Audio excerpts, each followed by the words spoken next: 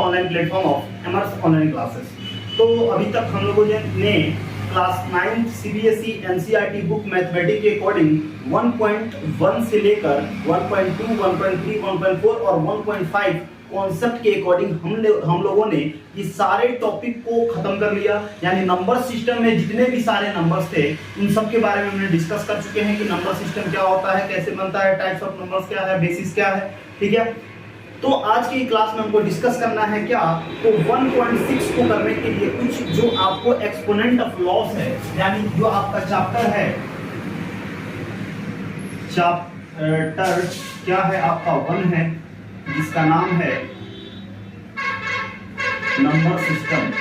क्या है आपका नंबर सिस्टम नाम है। ठीक है,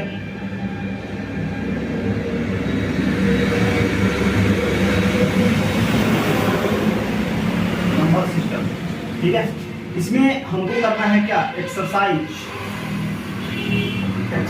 करना है आपका 1.6 को करना है। और ये एक्सरसाइज को अगर हम कर लेते हैं तो आपका 1 चैप्टर जो है ना खत्म हो जाएगा। ठीक है, तो एक्सरसाइज 1.6 को करने के लिए आपको कुछ लॉस ऑफ एक्सपोनेंट याद रखने हैं, लॉस ऑफ एक्सपोनेंट्स। ठीक है, एक्सपोनेंट याद रखने होंगे, लॉस ऑफ एक्सपोनेंट। ठीक है, तो वो लॉस क्या है एक्सपोनेंट के, उसके बारे में क्या करना है, हमको डिस्कस करना है। तो पहला लॉ ये कहता है कि अगर ये आपका 1 का पावर क्या हो, m हो, और इनटू में क्या हो, अगर 1 का पावर n हो, मतलब ये है कि अगर यहाँ पे a लिखा हो और यहाँ पे b लिखा हो, तो इस a को कहते हैं हम लोग क्या, बेस कहते हैं, और इस b को क्या कहते हैं हम लोग, पावर कहते हैं। पावर कहते हैं या डिग्री कहते हैं, क्या कहते हैं, पावर कहते हैं या डिग्री कहते हैं। ठीक है, तो अगर 1 का पावर m हो और 1 का पावर क्या हो, n हो, मतलब अगर बेस इक्वल है तो क्या करते हैं, बेस को हम कॉमन ले लेते हैं और पावर को क्या कर देते हैं, ऐड कर देते हैं। अगर एग्जांपल पॉइंट ऑफ व्यू से देखें तो अगर 2 का पावर 3 दे दिया हो और यहाँ पे आपका 2 का पावर 2 दे दिया हो, तो क्या करेंगे, बेस को कॉमन और पावर को क्या करेंगे, ऐड कर देंगे। ठीक है, तो क्या हो जाएगा, 2 का पावर कितना हो जाएगा, 5 हो जाएगा, कोई दिक्कत नहीं। और 2 का पावर 5 का मतलब क्या, 2 का पावर 5 का मतलब 2 को 5 टाइम्स क्या कीजिए, मल्टीप्लाई कीजिए, 2 × 2 × 2 × 2 × 2 कीजिए। ठीक है, तो ये आपका पहला लॉ कहता है। ठीक है, और अगर यहाँ पे कहता है कि अगर दूसरा नंबर, ये रूल है कि अगर a का पावर m दिया हुआ हो, उसका पावर n दिया हुआ हो, तो क्या करते हैं, तो करते कुछ नहीं है, a तो ऐसे ही ठीक है, बेस ऐसे ही ठीक है, m और n में क्या कर देते हैं, मल्टीप्लाई कर देते हैं। जैसे एग्जांपल अगर देखिए, जैसे अगर 2 का पावर 3 दिया हो, इसके पावर 2 दिया हो, तो करेंगे क्या, करेंगे ये 2 लिखेंगे और 3 × 2 कर देंगे, तो 2 का पावर कितना हो जाएगा, 6 हो जाएगा। यानी ये आपका क्या हो गया, आपका सेकंड लॉ हो गया। ठीक है, ये आपका सेकंड लॉ हो गया। ठीक है, और ये आपका क्या हो गया, आपका फर्स्ट लॉ हो गया, कोई दिक्कत नहीं है। अब जो आपका थर्ड लॉ जो है क्या बोलता है, थर्ड लॉ।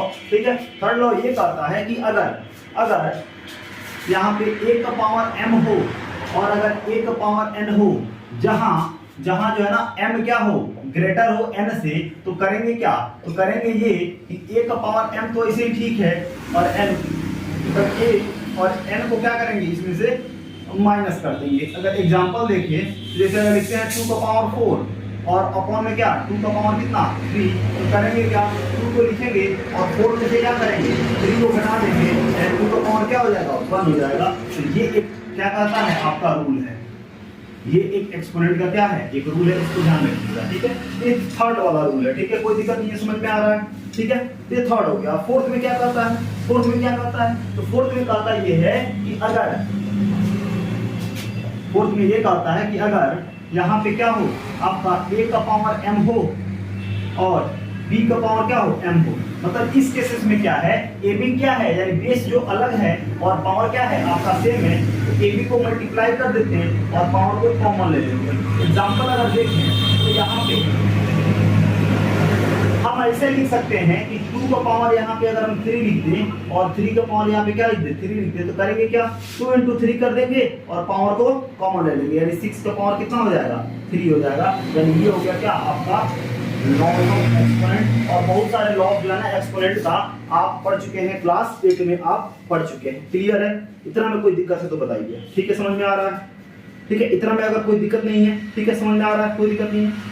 चलिए, अगर इसमें कहीं से कोई दिक्कत नहीं है तो अब यहाँ पे हम क्या कर सकते हैं, अपना एक्सरसाइज आपका 1.6 को है ना बिल्कुल आसानी से कर लेंगे। ये अगर आपको समझ में आ गया है तो ठीक है, तो ये अब समझ में आ गया है तो हम इसको इरेज करते हैं। फिर भी अगर कोई दिक्कत हो तो कमेंट बॉक्स में कमेंट कीजिएगा। ठीक है, तो अब यहाँ पे आपका 1.6 देखेंगे क्या है, आपका 1.6 क्या कर रहा है। इन लॉस को जो है ना आप याद रखिएगा, लॉ को आप याद रखिएगा, क्योंकि इसको अगर याद नहीं रहेगा, आप नहीं समझिएगा तो आपको थोड़ा सा प्रॉब्लम हो सकता है। ठीक है,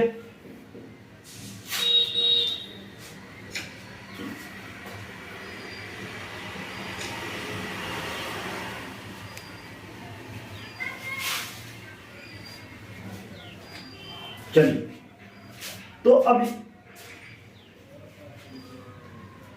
अब यहां पे बोला हुआ है कि फाइंड, क्या फाइंड आउट करना है, तो बता रहा है फाइंड, क्या फाइंड, तो आपका रोमन नंबर फर्स्ट में जो फर्स्ट बोला हुआ है इसमें क्या करना है, फाइंड करना है। तो क्या फाइंड करना है तो देखते हैं। ठीक है, यहाँ पे है 64 और इसका मान क्या है 1/2। ठीक है, तो अब यहाँ पे 64 का अगर हम फैक्टराइजेशन करें तो लिख सकते हैं क्या 2 62 से 8 2 से 4 2 से 2 2 से 1 यानी 1 2 3 4 5 6 यानी क्या लिख सकते हैं 2 का पावर 6 लिखेंगे और उसका पावर क्या है 1/2 है। तो आप जानते हैं कि 2 दो बेसिस है, ठीक है, पावर को क्या करते हैं मल्टीप्लाई कर लेते हैं, तो 1/2 2 3 जा 6 यानी क्या हो जाएगा आपका यहाँ पे हो जाएगा 2 का पावर 3 और 2 का पावर 3 का मतलब क्या है 2 into 2 into 2, तो क्या हो जाएगा 2 2 4 4 2 8 हो जाएगा और ये आपका रिक्वायर्ड आंसर हो जाएगा। ठीक है, कोई दिक्कत नहीं है। क्या आपका फर्स्ट हो गया। सेकंड में क्या बोल रहा है, तो सेकंड में बोल रहा है आपका 32 1/5। ठीक है, तो अब जानते हैं कि 32 का अगर फैक्टराइजेशन करें तो हम जानते हैं 5 तो होगा ही होगा, इसका 2 से करेंगे तो 16 2 से 8 2 से 4 2 से 2 2 से 1 1 2 3 4 5 यानी 2 का पावर क्या लिख सकते हैं 5 लिख सकते हैं। इसका पावर क्या है 1/5 है। तो अब यहाँ पे क्या करेंगे पावर को मल्टीप्लाई करेंगे कि नहीं करेंगे। ठीक है, तो 5 5 से कैंसिल यानी 2 का पावर 1 का मतलब क्या होता है आपका 2 ही होता है। ठीक है, तो इस तरह से आपका सेकंड नंबर क्वेश्चन खत्म हो गया। ठीक है, अब आपका जो थर्ड नंबर क्वेश्चन है वो क्या बोल रहा है, तो थर्ड नंबर ये आपका फर्स्ट हो गया, ये आपका सेकंड हो गया, ये आपका थर्ड देखते हैं। ठीक है, कि थर्ड नंबर क्वेश्चन क्या कर रहा है। अब यहाँ पे है 125, फिर वही आप 125 का फैक्टराइजेशन करेंगे तो 5 का पावर 3 आएगा, उसका पावर क्या है 1/3 है, तो उसको लिख सकते हैं 5 और पावर को मल्टीप्लाई कर देंगे 3 3 से कैंसिल यानी 5 का पावर 1 लिख सकते हैं और 5 का पावर 1 का मतलब क्या होता है आपका 5 होता है। ठीक है, कोई दिक्कत नहीं है। ये आपका पहला का और 3 नंबर ये आपका हो गया। अब आपका जो है ना सेकंड में भी क्या करना है फाइंड ही करना है।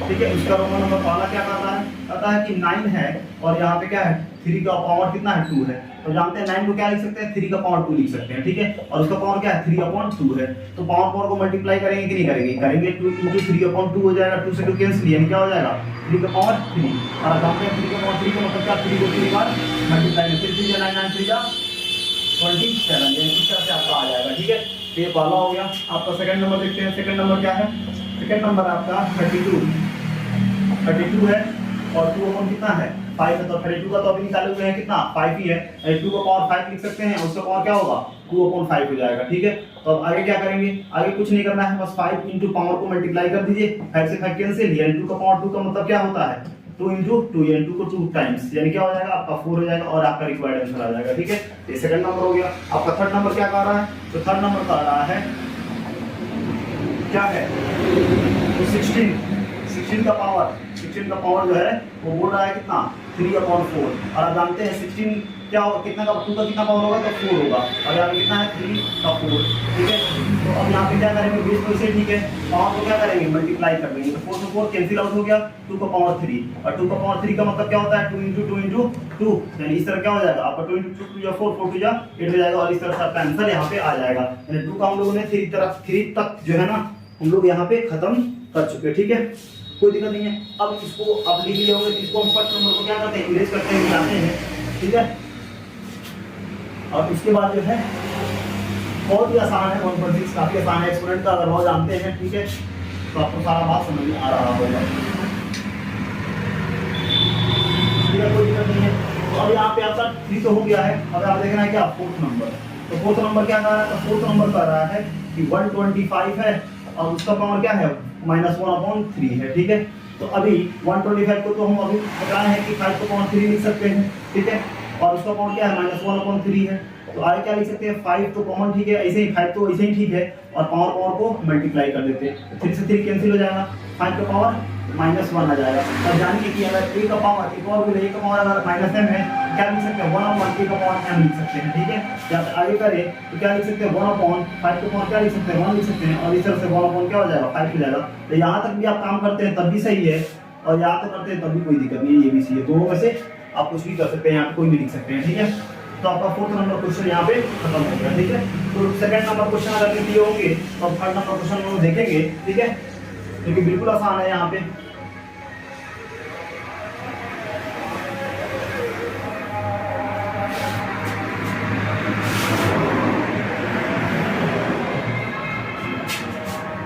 तो अब यहाँ पे जो आपका ये भी लिखिए होंगे, इसको भी यूज करते हैं। ठीक है, नहीं हुआ होगा तो पॉज करके वीडियो को पॉज करके आप लिख सकते हैं। ठीक है, कोई दिक्कत नहीं है।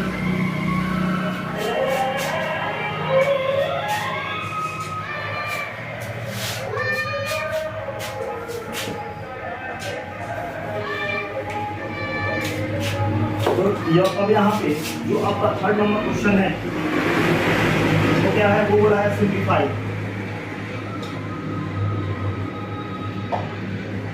सिंप्लीफाई बोला हुआ है। तो पहला क्वेश्चन जो है वो क्या है?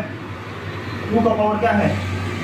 2/3 है, और इनटू में आपका 2 का पावर क्या है? 1/5 है। तो जब बेस इक्वल होता है तो पावर को क्या करते हैं? ऐड करते हैं। तो 2 तो ऐसे ही ठीक है, और पावर को क्या करेंगे? ऐड कर देंगे। ठीक है, तो आगे फर्दर अगर देखें तो 2 का पावर तो ऐसे ही ठीक है, 3 5 का एलसीएम कितना हो जाएगा? 15 हो जाएगा। 3 5 15 यानी 5 2 जा 10, और प्लस एलसीएम तो आता है 5 3 जा 15 यानी कितना हो जाएगा? 3 हो जाएगा। यानी 2 का पावर कितना हो जाएगा? 13/15 हो जाएगा। ये फर्स्ट नंबर हो गया। आपका जो सेकंड नंबर है वो देख लेते हैं। क्या है सेकंड नंबर? सेकंड नंबर है 1/3 का पावर 3, और उसका पावर क्या है? आपका 7 है। इसका मतलब ये है कि 7 जो है ना, ये इसमें भी मल्टीप्लाई होगा और इसमें भी मल्टीप्लाई होगा, यानी 1 का पावर 7 लिख सकते हैं, और अपन में 3 का पावर 3 है, और इसका पावर कितना है? 7 है। तो जानते हैं 1 का पावर 7 का मतलब क्या? 1 ही होगा, और 3 तो इसे ठीक है, और 3 7 जा कितना हो जाएगा? 3 में 7 से मल्टीप्लाई कर देंगे, यानी 1 हो जाएगा, 3 हो जाएगा, और 3 7 जा 21 हो जाएगा, और ये आपका रिक्वायर्ड आंसर आ जाएगा। क्लियर है? कोई दिक्कत नहीं है, समझ में आ रहा है? ठीक है, कोई दिक्कत नहीं है। चलिए ठीक है, तो 1/21 आ जाएगा। 1/3 का पावर 3 का पावर क्या आ जाएगा? 21 आ जाएगा। ठीक है, आप जो है आपका जो थर्ड नंबर क्वेश्चन कर रहा है, तो थर्ड नंबर क्वेश्चन क्या बोल रहा है? थर्ड नंबर क्वेश्चन बोल रहा है कि 11 का पावर कितना है? आपका 1/2 है, और अपॉन में 11 का पावर कितना है? आपका 1/4 है। तो 1/2 और 1/4 में बड़ा कौन है? तो क्रॉस कर लीजिए, ये 4 हो गया, ये 2 हो गया, बड़ा कौन है? 4 वाला, यानी 1/2 ही क्या होगा? ग्रेटर होगा। ठीक है, इस तरह से इसको क्या लिख सकते हैं? 11/1/2 लिख सकते हैं, और 1/4 लिख सकते हैं। ठीक है, 11 ऐसे ठीक है, एलसीएम लेंगे तो क्या आएगा? 4 हो जाएगा, 2 4 and 2 -1 हो जाएगा, यानी 11 का पावर क्या हो जाएगा? 1/4 हो जाएगा, और that is our required answer. And third number हो गया आपका जो फोर्थ नंबर क्वेश्चन है। ये क्या है? ये कह रहा है कि 7 का पावर क्या है? 1/2 है, और इनटू क्या है? आपका 8 है, इसका पावर क्या है? 1/2 है। हम क्या कर सकते हैं? अगर बेस क्या हो अलग-अलग हो पावर से, तो क्या करते हैं? हम बेस को मल्टीप्लाई कर लेते हैं और पावर को ऐड कर देते हैं। ठीक है, क्या हो जाएगा? 7 8 जा 56, 1/2, and that is our required answer. So in this way our chapter number system is completed now. So in another video we have to just start the next chapter, which is known as polynomials. Okay, thank you.